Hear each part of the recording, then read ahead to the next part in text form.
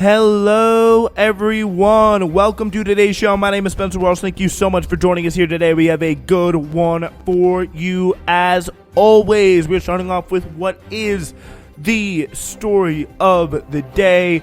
8 have been killed and many, many more injured as Israel invaded the Jenin refugee camp in the West Bank. A really, really horrific attack. We'll take you through all the details of what went down. And it really portends pretty badly for the fate of Palestinians in general, but also makes things a little bit interesting for the future of the Palestinian resistance. Meanwhile, Harvard's admissions is challenged for favoring the children of alumni. That is the headline today, as a new court case has been filed to challenge essentially legacy admissions and I believe athletic admissions. Actually, I think it's just legacy admissions, but that could send a very, very interesting precedent for people who donate their names to buildings and get a little bit of preference because of legacy admissions to, again, as we talked about with Jack, carry through that privilege, carry through that power. And, affirmative action's gone, legacy, I think's got to go too. Also, the UPS strike, some big news, a massive labor win over the weekend in the UPS strikes between Teamsters and UPS, and another juicy piece of Ron DeSantis gossip. Thank you so much for joining us here today. We got a good one for you. So starting off the top of this report from the Electronic Intifada, it says Israel forces have killed at least 8 Palestinians during an ongoing major military offensive in the northern occupied West Bank city of Jenin, the largest operation in the territory since 2002. So Jenin has been for just those to kind of orient you pretty quickly, Jenin has been a pretty big hotbed of fighting, of conflict. It was one of the, last time we talked about it on the show was when they were doing some sort of raid there, very kind of indiscriminate raid. They, their approach to people who they suspect of quote unquote terrorism is not to, try them, to, evaluate the evidence, to put the evidence up front in a court for all the world to see, because that's not how they do things in Israel, at least for people who are not Israeli citizens, for people who are not Jewish. What they do, and again, this is supposed to be a democracy. This is a state that we're supposed to look at in awe. We're supposed to say, look at this, thriving civilization that really is, all of these very just horrific racist tropes that we hear just spouted off on the daily from politicians, making the desert bloom, only democracy in the Middle East, that kind of thing. Again, it's not the only democracy in the Middle East. It isn't a democracy in the Middle East. It's just as simple as that. And most of the democracies that could have came up in the Middle East, the United States has played some role in destroying. And I can already hear the people, especially in the week of 4th of July, you got to blame America for everything. Read your history and get back to me. Point me to where one example of whether you go through the list, whether it be all throughout the kind of the Arab Spring, what happened in Libya, if just broadly the Maghreb, want to lump in the Maghreb with the Middle East, the 2006 U.S. actions in Hamas, with regards to boosting Hamas over the Fatah party, the secular Fatah party, to promote radical Islamic, in a coup. To promote radical Islamic factions in the Palestinian civil society. If you go through all the stuff that's been going on in Afghanistan and their inability to quote unquote set up a real democracy there, it is laughable to say that. And there's nobody who has destabilized the Middle East region more than us. But Jenin is a city that is on the West Bank. So if you look at, proper Israel proper, you got Jerusalem, you got Tel Aviv, all kind of by the Mediterranean Sea. If I'm doing so you got all along the Mediterranean Sea. You've got Tel Aviv, you got Jerusalem. Jerusalem is actually more towards the west of the country, and you got Haifa up north. All these major cities. Gaza Strip is just a very small again, literal strip. It's an open-air prison. Let's be, completely 100% accurate. It is recognized by the UN as an open-air prison. And it is the, of course, you get, and then the Dead Sea is on the other side of it. If you're looking at the Mediterranean Sea on the east, you got the West Bank, which is obviously on the west bank of what the river that it's referring to is the Jordan River. And on that West Bank, that's denoted Palestinian territory that's supposed to be controlled by the Palestinian Authority, but the Palestinian Authority is just essentially a front organization to, at this point, been completely co-opted by Israeli forces. Again, Abbas is just I forget the word for it, but it's the colonial leader who is technically one of the colonized, but essentially reports and works for the oppressor, the colonizer. That is a word that is kind of a very, very important to. It's the tip of my tongue, but it's. Yeah, that's how I define it, and that's essentially what he is. That is the person who was, again, supposed to control Jenin. And Jenin has been a hotbed for increasing Palestinian resistance. We've seen, BDS has been tried. A lot of different things have been tried, pushing for sanctions, pushing for boycotts, pushing for divestment. But again, Palestinian people are officially feeling, increasingly feeling hopeless. They're increasingly getting bombed more and more aggressively, more and more frequently. Especially the younger generation has really kind of circulated around Jenin. And pretty much the only real source of resistance, which is occasional, gunfire coming from the Palestinians, maybe one or two people at the most. There has been no sort of large-scale terrorist attacks, that the Israelis would have you believe. They like to have you believe they're getting bombed every day, but it's just the opposite. But really, when they suspect someone of terrorism, again, this is the society that we're supposed to say, only democracy in the Middle East. They're the only civilized, quote unquote, nation in the Middle East. If they suspect someone of doing a crime in their country, which again they say is not an apartheid state, it's a democracy, guys. It's not an apartheid state. Remember, they will kill them on the spot. And again, that's if they're not Jewish. They will kill them on the spot, and they will bomb the building and the road and the town around them, so that not only are they punished, but every single person in that community is punished as well. And again, some of the most concentrated sources of that resistance has been Jenin. So this is what kind of went down there. Hundreds of Palestinians were streaming out of the Jenin refugee camp in another chapter of displacement as Monday came to a close.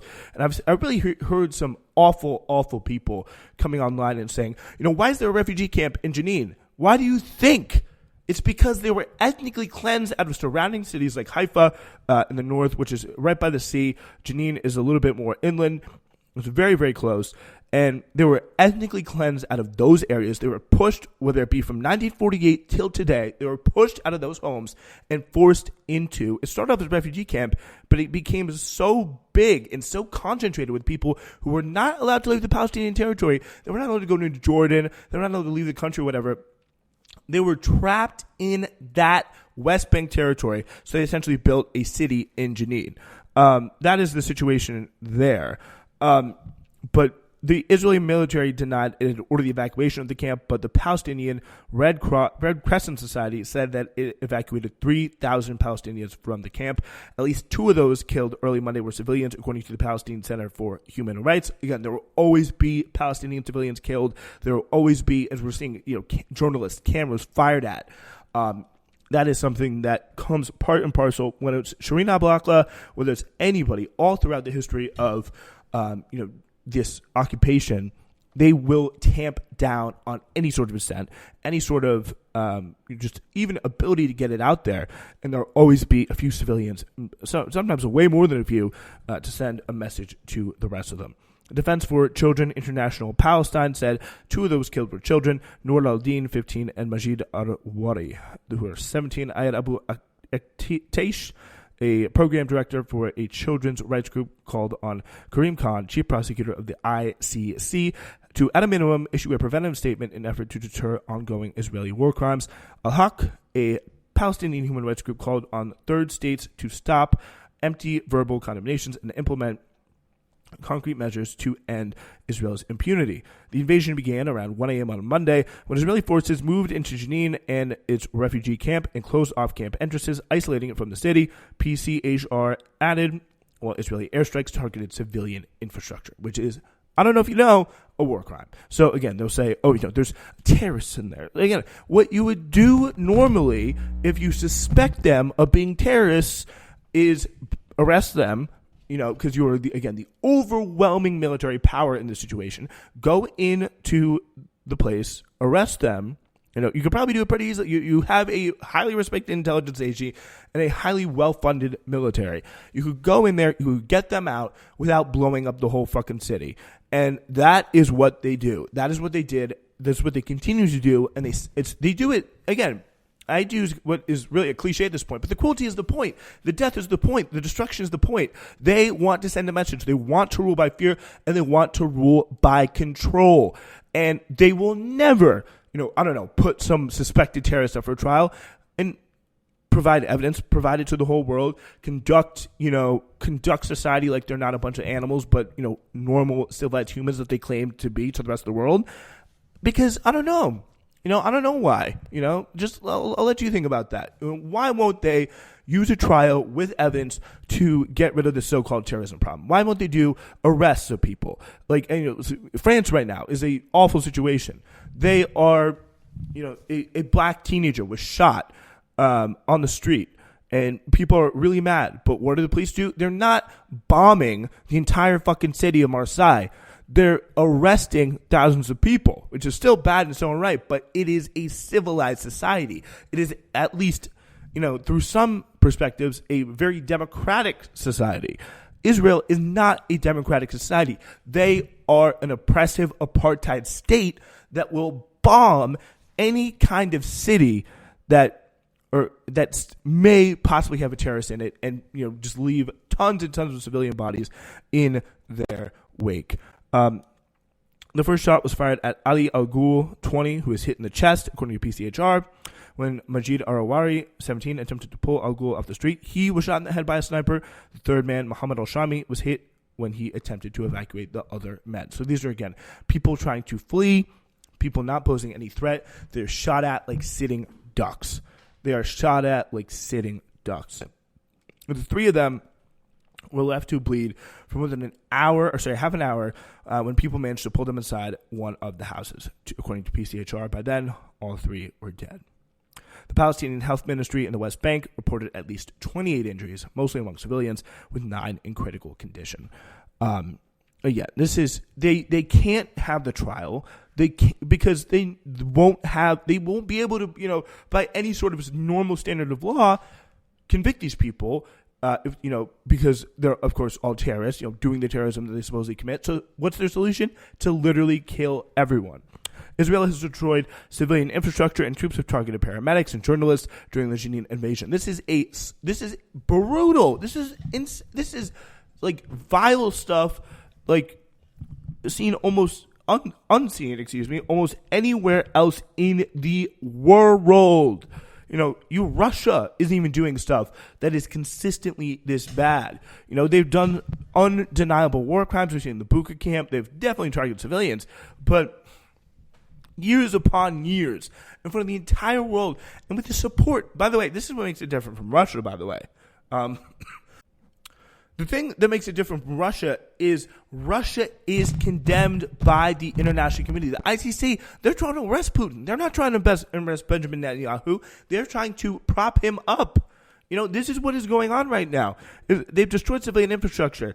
Israeli videos video show Israeli military vehicles ripping up roads into the Jenin refugee camp and the widespread destruction left in their wake. It's all over Twitter. There's bulldozers going out, buildings being destroyed, roads being dug up. This is a society and a situation they did not want to survive. They wanted to wipe out the entire... they didn't want to go catch a few terrorists. They wanted to destroy this city and make it absolutely unlivable. They cut off the water supply after the troops destroyed infrastructure. They were also cut off from electricity and telecommunications. The Palestinian Red Crescent Society said that Israeli troops blocked roads and intercepted intercepted ambulances trying to enter the refugee camp. Again, this is all stuff that people, this is some of the worst barbarity that we are seeing anywhere in the world. And the things that make, and I can hear all the arguments already, the thing that makes it different from everywhere else is because this is accepted and supported by the biggest powers in the world who are going to turn against everything else that's bad. This is completely accepted, completely supported, and completely ignored in the public sphere, but supported in the private sphere, because it's, good for geopolitical interests or whatever. Red Crescent Director Ahmad Jibril told the UK charity Medical Aid for Palestinians that ambulances came under direct fire and were obstructed after Israeli bulldozers destroyed main roads into the camp. There's firing, tear gas fired into a hospital. Again, this is all video. This is all provable stuff. But none of it you will hear about because there's no interest in reporting it. There's only interest in this bullshit terrorist narrative that, okay, we're trying to, get to. This is not how you attack, a terrorist cell or attack a terrorist problem. You go in there, you arrest them with your overwhelming military force. But, maybe it isn't so overwhelming because all they've shown today is they can fire at civilians, fire at people fleeing, fire at ambulances, close roads, and destroy roads, and shoot tear gas in hospitals. Like, that is literally all that they've proven they can do. Maybe it would be impossible for them to, commit normal arrests. Maybe they just don't know how to process people to enforce the law, that is, again, supposedly so being broken without just shooting at civilians, destroying civilian infrastructure, and again, tear gassing hospitals. Again, this is not to say that, if I believe, there was, a law breaking, quote unquote, to be enforced, and if they rounded up every terrorist that they thought would be a terrorist, they'd be able to convict them. I believe this is happening because they can't do that, because this is not the bug. This is the feature. This is the oppressive project that is what is, being tried. This is what is being tried to do. It's not the bug, it's the feature. We got condemnation from the WHO, and just really, really awful stuff here. The WAFA reported that Israeli forces rammed an ambulance attempting to enter a Jenin hospital camp in order to transport a woman in labor to a hospital. This woman had a woman in labor trying to be transported to the hospital and was rammed by an Israeli. It's ridiculous. But some Israeli force fan or something. Again, journalists were directly fired at with snipers, which, again, the broadcaster said it was a deliberate attack. You could see how they were shot at and targeted in the same place. Just over a year ago, Shireen Abu Akleh was killed doing the same exact thing. Again, this is not about catching a few terrorists. Bottom line is, this is a society they want to destroy. This is some of the worst barbarity in the world, and it is being completely allowed, completely condoned by the United States. More on admissions coming up.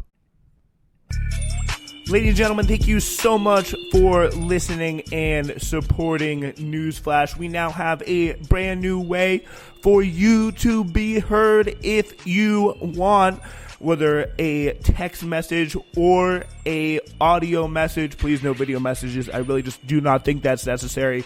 We have a new feedback box open for you. Ladies and gentlemen, it is officially open. SWRN702@gmail.com. Send a text message, send a voice message of no more than 30 seconds via the voice memos function. Either of those two options, and we will 100%, not going to find this guarantee anywhere else. We're going to play it on the show, listen to what you have to say, and it literally could be about anything. Well, if it's inappropriate, we won't play it, but it could be about anything. Thank you so much. This is my thank you to all the listeners who have stuck out with us and want to have their own voice in the show. SWRN702@gmail.com is the address. All right, yeah, we're talking today about admissions yet again. I do think Jack Neher kind of calmed me down a little bit on the last show, because he was trying to, he kind of let me know. He kind of gave me the, I think, accurate impression, especially with some of the adversity stuff, that a lot of the stuff with Harvard with the big admissions it's not going to change. Race is still going to be kind of factored in through a kind of indirect perspective, as in writing about how race affected you, made your education, your time as a student harder, et cetera, but not specifically just checking the box saying I'm black and having that be, some sort of special, consideration, just given the discrimination that black people have faced for, centuries in this country. So now though, we have now that kind of racial consideration has been put in or taken out of play. There has been a new different type of play, and this is a very interesting one. It's affirmative action for the rich. Harvard special admissions treatment for students whose parents are alumni or whose relatives donated money. In the complaint filed on Monday, a legal activist group demanded that the federal government put an end to it, arguing that fairness was even more imperative after the Supreme Court last week severely limited race-conscious admissions. 3 Boston area groups requested the Education Department review the practice, saying that college admissions policies discriminated against blacks, Hispanics, and Asian applicants in favor of less qualified white candidates with alumni and donor connections. Why are we rewarding children for privileges and advantages accrued by prior generations? Says Ivan Espinosa Madrigal. Again, these are people who are already most likely in the best schools, in the best test prep centers, and, again, these are people, I may as well be holding up a mirror to myself right now. And I'm getting up a little bit more personal in a moment in a second. But, these are people who have all the academic advantages that you could want. I think it is really, really clear. They have all the academic advantages they could want. They have all the tools that they need to get into any of these Harvards, Yales, whatever. And if they're not, they get to rely on their second line of defense, which is the legacy admissions. And again, I don't know how. My personal story again is I went to the same school that my dad went to. And for a long time I wrote it off. I was like, I don't want to go to the same school my dad went to. And I honestly, I'm saying in this podcast, but when I'm at that school, I don't really, I'm sure you can. I mentioned it before. You can go back, listen to it, whatever.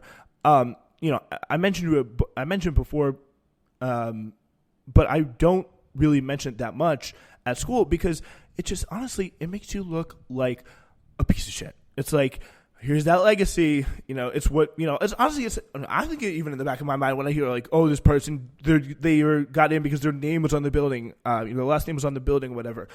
It just looks so bad. And it makes you feel like, you didn't deserve to be there because your dad, as far as I know, and again, my dad didn't donate money. His name is definitely not in any kind of building or anything like that. He just was an alumni who, maybe donated a little bit, but, and again, this is as far as I know, nothing, he hasn't told me anything otherwise. I've asked, and, really the only reason I went to the school that I went to is because I really, really loved it enough to kind of look past that. But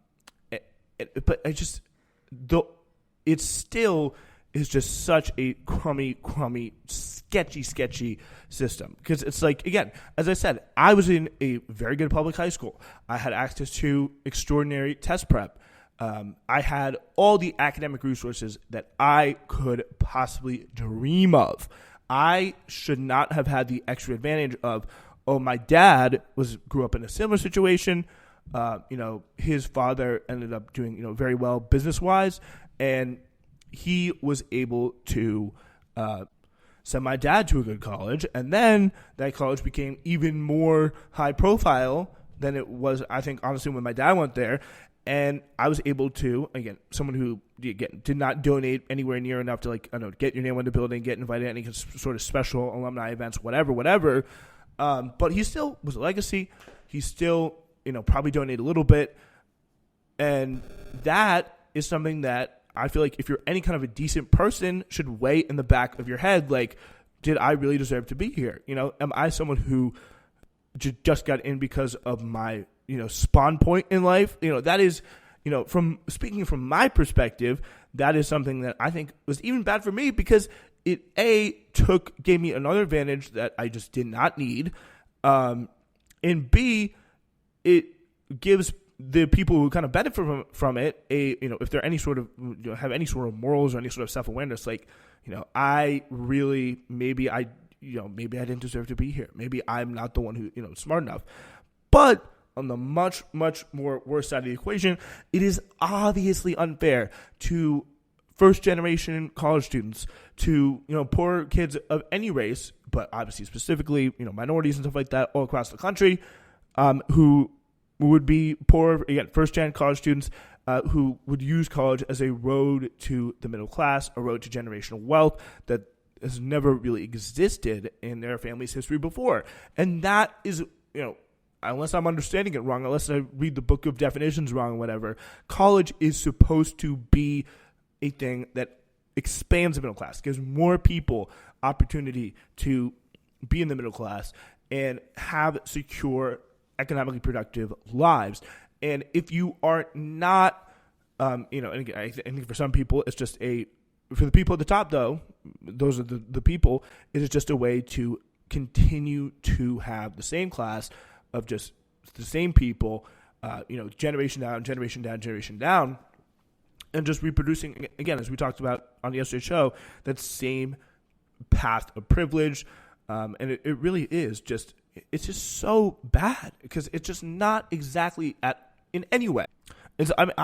Again, as someone who went to the same college as my dad went to, it is not, I think I should have gone without it. It helped me, but also on the long term, it hurt me, I feel like. And it's something that I did not go to that college because my dad went to it. I went to it in spite of that, and because I really loved it, and it fit with a lot of things I wanted to do, et cetera, which is what you should do. And it just completely erodes at the point of college, or what the point of college should be, and just continues, again, to make it a pathway for reproducing the same people in places of power again and again and again. It's really, really a rotten system. 75% of Americans surveyed by Pew believe that legacy preferences should not be a factor in who was admitted to college.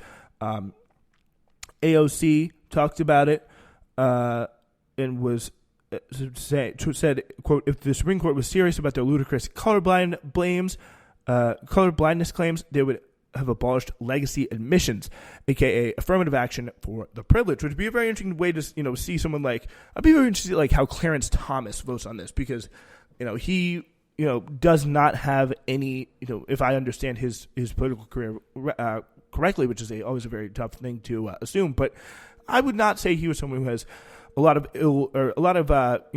love lost for the Northeastern rich white predominantly liberals who just send their kids, third, fourth generation into Yale or Harvard or something like that.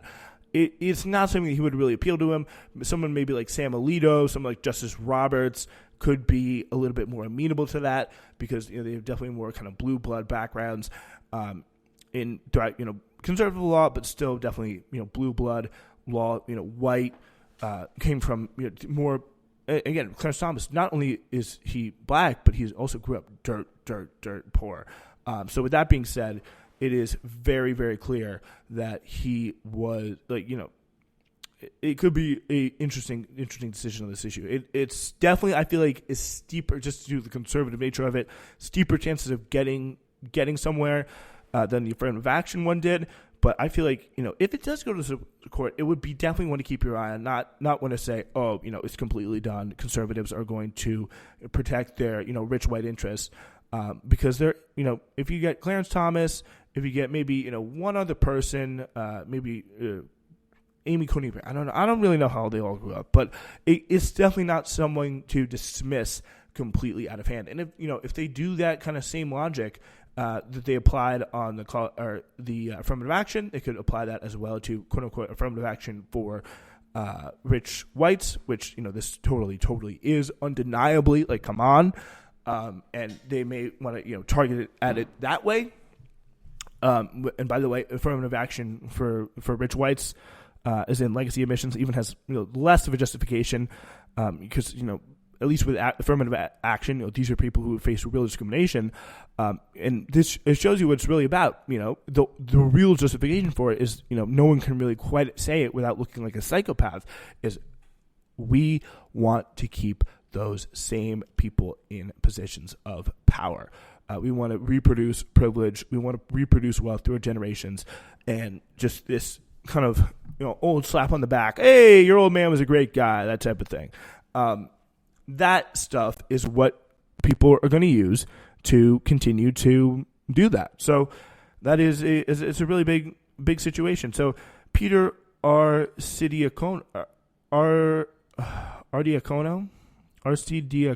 a Duke University economist who's analyzed Harvard data, found that a typical white legacy applicant's chances of being admitted increased fivefold over a typical white non-legacy applicant. Even so, eliminating legacy preferences at Harvard would not offset the loss in diversity if race-conscious admissions were also eliminated. So that is definitely something to be pretty interesting. Even its decision on here we go. Even in its decision on race-conscious admissions, some Supreme Court justices criticized legacy admissions, such as Neil Gorsuch, in an opinion concurring with the court's majority, took aim at the preferences for the children of donors and alumni, saying they are no help to applicants who cannot boast of their parents' good fortunes or trips to the alumni tent all their lives. While race neutral on their phase 2, these preferences undoubtedly benefit white and wealthy applicants the most. And Justice Sotomayor, obviously, being a liberal on the court, was anti-legacy admissions too. Very interesting to see where this goes. And again, let's be real. It's got to go. This is ridiculous. The affirmative action for the whites and the rich whites stuff has to go. All right, on to our next one here. UPS and workers unions, specifically just one workers union, the Teamsters, are closer to reaching a deal that could improve conditions for 340,000 employees nationally. Over the weekend, Teamsters Union announced it had reached a tentative agreement with the company on 3 major economic issues, a final piece in what the union called the largest collective bargaining agreement in North America. But union leaders warned a strike is not yet off the table if both parties make a final push to reach a full agreement on a new 4-year contract by July 5th. The labor contract by the UPS and Teamsters will expire at midnight on July 31st if an agreement is not reached between the two sides. In June, Teamsters passed a strike action vote with 97% approval, which will allow Teamsters to strike if they deem it necessary. Let's hear Teamsters President Sean O'Brien, who gave an update over the weekend on the negotiations. I'm Sean O'Brien, General President of the International. All right, there we go. As you know, the current UPS Teamsters National Master Agreement expires on July 31st. If you have stayed engaged on the UPS Teamster app or across social media, you know we are approaching the final hours of negotiations with UPS for a new agreement.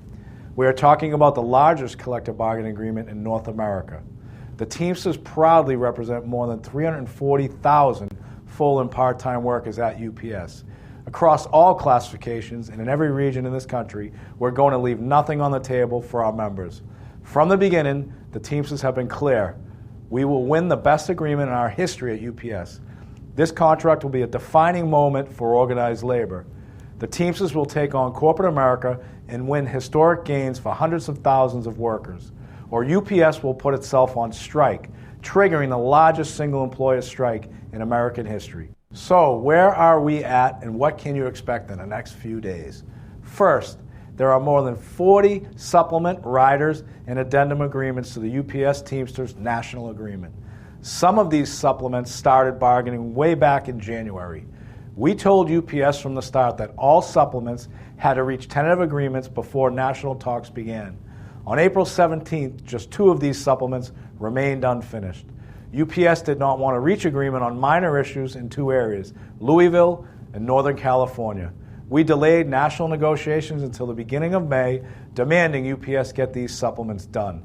On May 8th, our committee chairs in Louisville and NorCal strongly urged our national committee to get started as they work to finalize their regional contracts. With their backing and encouragement, we did just that. All supplements to the national contract have reached tentative agreement. A couple of other significant things happened this month, too.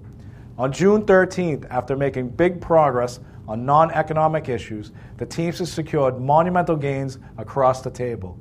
UPS came to tentative agreement for the first time ever to outfit its vehicle fleet with air conditioning. This language includes other heat safety measures like new exhaust shields, ventilation in cargo compartments, and 2 fans in every package car. This win is going to save lives. This win was a key sign that our unity, UPS our people literally had messaging, and our strokes campaign because of this stuff maximum was pressure not was working. put in. Just a few days later, UPS nationwide turned out in person and in record numbers to participate in a strike vote. As of June 16th, our UPS members authorized the National Committee to call a strike by 97%. As we all know, 97 isn't exactly the luckiest number at UPS. Securing this vote was a powerful moment because we knew that so many members nationwide made their voices heard. Beyond those major issues that O'Brien there was talking about, it could be a really, really big deal. Some major changes here. We get the air conditioning. That was a big thing they were talking about. Some pretty big pay boosts. Again, forced overtime on drivers' days off, which has been a big, big thing that they were concerned about. Establishing Martin Luther King Day as a paid holiday and getting rid of the 2-tier wage system, which is a huge deal that the UPS was able to score after the former corrupt Teamsters president essentially forced this deal with the 2-tier system down their throat back in 2018. They have come to the table strong, and they have said this is not going to fly. We're not going to get guilted and pushed and forced in the system where we are forced to lower the standards for our newer employees, divide our workplace, and be less strong as an overall bargaining unit. It says the union says is unfair to drivers who are flexible and are not classified as full-time drivers. So really rough 2-tier system finally getting thrown in the waste bin. They had tentative agreement on more than 55 non-economic issues, and Sean O'Brien seems to be pretty satisfied and pretty happy with a lot of that stuff going on. It looks like, from the air conditioning, from the restrictions on paid time off, through the huge system, a huge win for the Teamsters on the 2-tier system, the 2-tier wage system, and it seems to be that a strike could be relatively unlikely. Apparently, experts at Deutsche Bank feel comfortable a strike will not occur, according to a risk analysis by the bank. There's an incredibly small amount for what appears to be the main ask by the Teamsters. That small ask being, again, reclassifying the drivers, some of the part-time drivers as full-time, giving them more hours. That would cost them roughly 0.2% of the company's current cost structure. They're, again, massively profitable. And apparently, according to Deutsche Bank, the Teamsters strike fund sat at $346 million at the end of 2022, a 20% decline from 2013, despite active membership remaining at a constant rate. The bankers estimated a strike would cause every UPS worker to take a roughly 70% pay cut. The strike fund would be depleted within 3 weeks. Which again, something that could be subject to change if a strike were to happen, and I think the Teamsters would be pretty amenable to really pushing forward on that in a big way. But it does seem like with some of the major concessions that they have here, it does seem like a strike is less likely than likely. All right. We're obviously going to be covering that full contract in depth when it comes out because it's going to be a very, very big deal and a pretty defining moment to see that a strong, organized, aggressive union can win major concessions, especially in that 2-tier workplace. Nobody thought that was going to go away at least that quickly, and it did. So it is a really, really remarkable victory for them, and we'll be covering that full contract in detail when it is fully released.